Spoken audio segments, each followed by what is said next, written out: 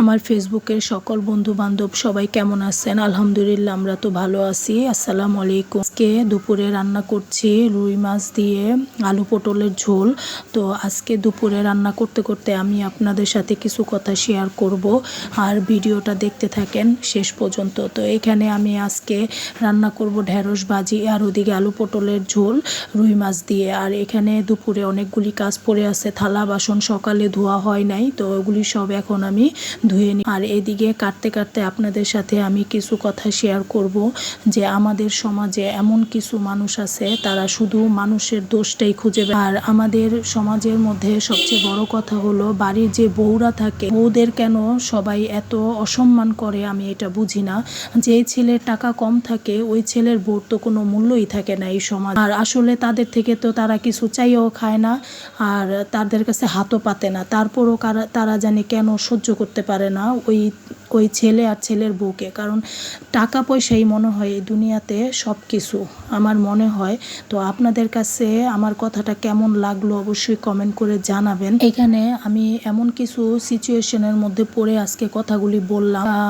এখন তো মানুষের সাথে কথা বললেও দোষ, না বললেও দোষ ওরা পায়ে পায়ে খুঁজে বেড়ায়। কথা বলি না, তারপরও অনেক দোষ হয়ে যায়। যাই হোক, এখন যে যাই বলুক, আমি আমার মতো চলি। আমি আমার 4 মেয়েকে নিয়ে সারাক্ষণ ব্যস্ত থাকি। কে কি বললো ওগুলি শোনার আর সময় নাই এখন।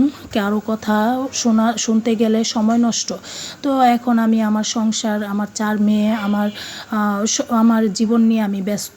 কারো কথা শুনতে গেলে আমার জীবনে মানে অনেক কিছু আগের ঘটনা মনে পড়ে যায়। তো এখন আর তাদের নিয়ে চিন্তা করি না। তো তাদের নিয়ে চিন্তা করতে গেলে আমার এখন মনে হয় যে সময় নষ্ট আর কিছুই না। তাদের সাথে সম্পর্ক রাখা যা আর না রাখা তা একই কথা। তো যাই হোক, এখন আমার রান্নাবান্না শেষ হয়ে গেল।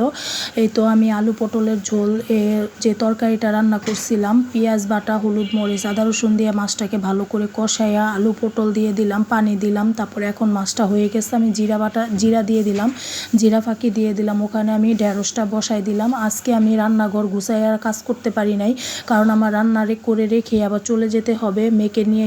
আমি তো সারাদিন অনেক ব্যস্ত থাকি, মেয়েদের আনা নেওয়া, সংসারের কাজকর্ম সব এক হাতেই করতে হয়। এখন তো আলহামদুলিল্লাহ আমার বড় মেয়ে বাসায় থাকে, আমাকে অনেকটা কাজে সাহায্য করে। কিন্তু বড় মেয়ে যখন চলে যাবে তখন তো আর পারবে না সাহায্য করতে। তো এখন ও ঘরে থাকে বলে আমি অনেকটা কাজে মানে সাহায্য পাই, অনেক কাজেই সাহায্য পাই। তো আমার সব কাজ করতে হয় না। এখানেই তো দুপুরে রান্না হয়ে গেল, ঢেঁড়স ভাজি, আলু পটল দিয়ে মাছ। আর এখানে আপনাদের আমার ভিডিওটা কেমন লাগলো অবশ্যই কমেন্ট করে জানাবেন। আমি একটা বোম্বাই মরিচ নিয়ে নিছিলাম ভাত খাওয়ার জন্য। ভিডিওটা ভালো লাগলে অবশ্যই লাইক কমেন্ট শেয়ার করবেন, আর ইউটিউব পেজ থেকে দেখে থাকলে সাবস্ক্রাইব করে দিবেন। সবাই ভালো থাকবেন, পাশে থাকবেন। আল্লাহ হাফেজ।